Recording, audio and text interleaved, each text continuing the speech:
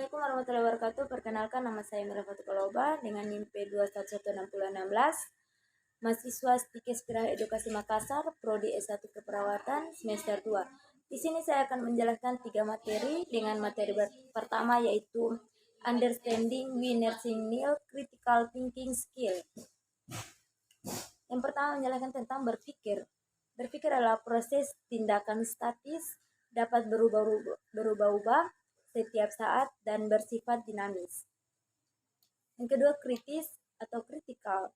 Kritikal yaitu berpertanyaan atau diskusi, memilih, menilai, dan membuat keputusan.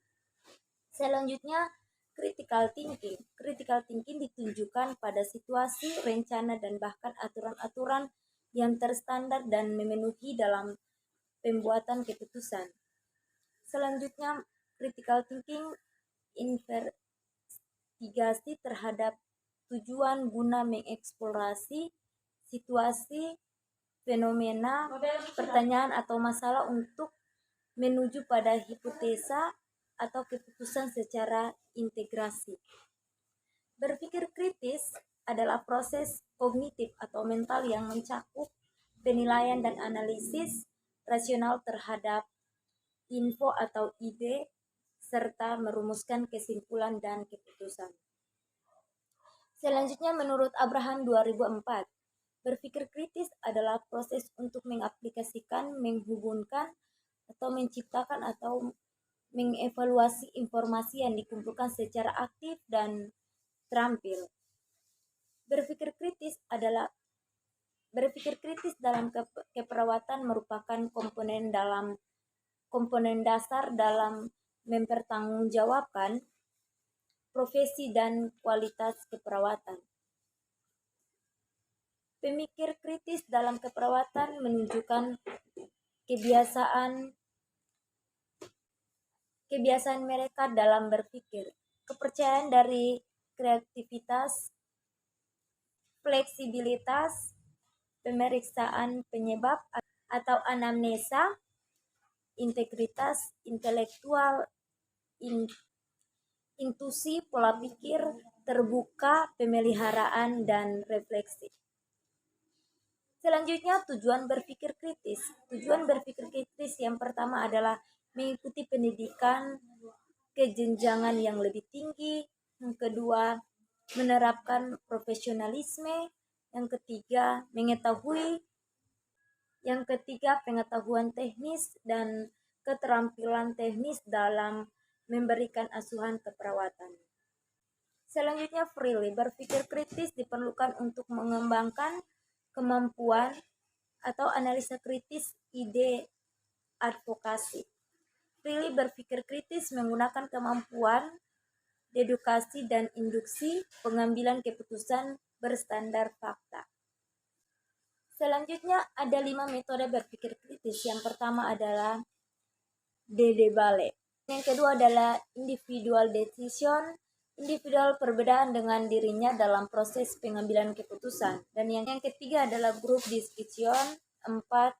Persuasi. Persepsi mempengaruhi perbuatan atau keyakinan, sikap, nilai-nilai dengan berbagai alasan atau argumen rujukan. Dan yang kelima adalah propaganda. Propaganda yaitu sengaja untuk mempengaruhi, dapat dampak baik atau buruk. Dan yang keenam adalah coercion atau mengancam, menggunakan kekuatan untuk memaksa kehendak. Mungkin itu materi pertama dan kita masuk pada materi kedua yaitu diagnosa keperawatan. Menurut atau Nanda 1990, diagnosa keperawatan yaitu pernyataan klinik tentang respon individu, keluarga atau komunitas pada masalah kesehatan atau proses kehidupan yang bersifat potensial, risiko atau aktual. Yang pertama adalah posisi dalam proses keperawatan. Tahap analisis penghubungan antara pengkajian dan perencanaan ini menurut Gordon tahun 1987. Proses klarifikasi dan validasi informasi untuk membuat diagnosa akurat review data atau situasi untuk mengidentifikasi kemungkinan penyebab dan masalah hubungan data dan pengaruhnya pada kesehatan. Berikut bentuk dasar rencana asuhan keperawatan Hanson 1969. Komponen yang dilembangkan dengan rumus PES. Problem yang dilembangkan dengan huruf P yaitu masalah atau status atau kebutuhan kesehatan yang sifatnya aktual, risiko, dan potensial.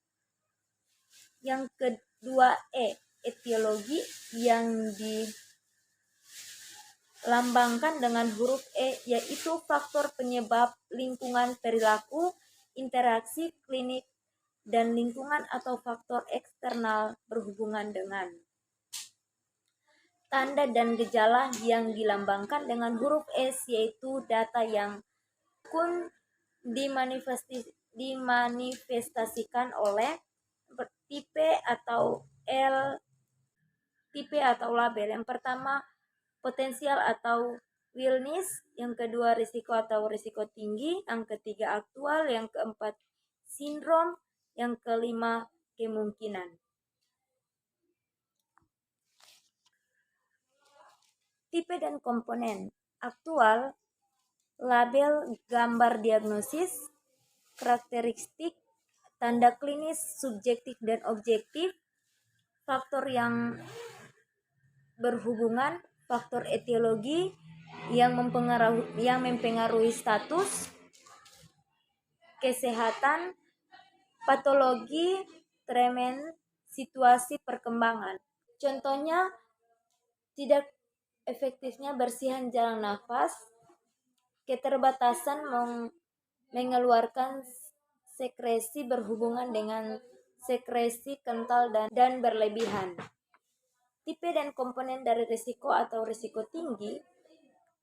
Tabel gambar perubahan status kesehatan diawali oleh risiko untuk atau risiko tinggi untuk.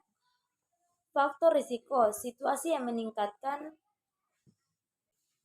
kerentanan, contohnya risiko tinggi untuk kerusakan integritas kulit berhubungan dengan imobilisasi karena sakit. Tipe dan komponen. Wellness, proses pencapaian tingkat fungsi lebih tinggi. Indikator keinginan mencapai tingkat fungsi yang lebih tinggi, status dan fungsi efektif. Labelnya potensial untuk meningkatkan, diikuti oleh tingkat wellness yang diinginkan. Contohnya potensial untuk peningkatan proses keluarga. Selanjutnya pernyataan. Satu bagian, hanya label P diagnosa. Wellness, potensial untuk peningkatan status kesehatan ibu hamil. Dua bagian, label dengan faktor kontribusi status kesehatan atau PE, diagnosa risiko untuk injuri berhubungan dengan kurang kesadaran adanya berbahaya. Pernyataan tiga bagian, label, faktor kontribusi, dan tanda dan gejala dilambangkan dengan PES.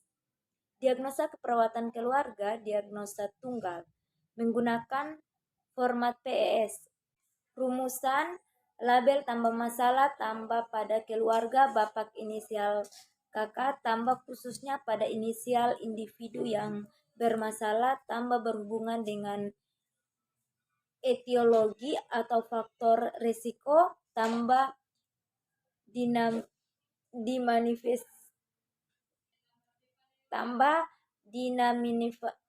dimanifestasikan oleh tanda dan gagasan. Contoh etimologi. Risiko untuk sumber daya melebihi kemampuan keluarga pada bapak N, khususnya pada ibu M, berhubungan dengan ketidakmampuan keluarga mengambil keputusan memilih metode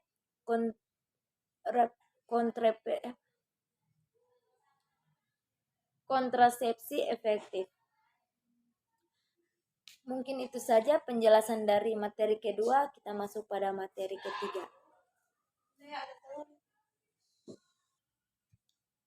Selanjutnya yaitu materi Taxonomy of Nursing Diagnosa. Denanda International Taxonomy. Nursing Art Diagnosis. Sebagai dasar asuhan keperawatan. Jadi ada dua dasar pengembangan kebutuhan kompetensi untuk mendiagnosa. Yang pertama membutuhkan intelektual interpersonal teknis, dan yang kedua kekuatan toleransi pribadi untuk ambiguitas, fleksibel atau belajar dari pengalaman. Selanjutnya 5 things about nursing diagnosa. Yang pertama, diagnosa keperawatan terstandar menggunakan Nanda. Dan yang kedua, diagnosa keperawatan tertentu ada syarat dan batasan karakteristik masing-masing. Diagnosa berdasarkan diferensi karakteristik dan label diagnosa.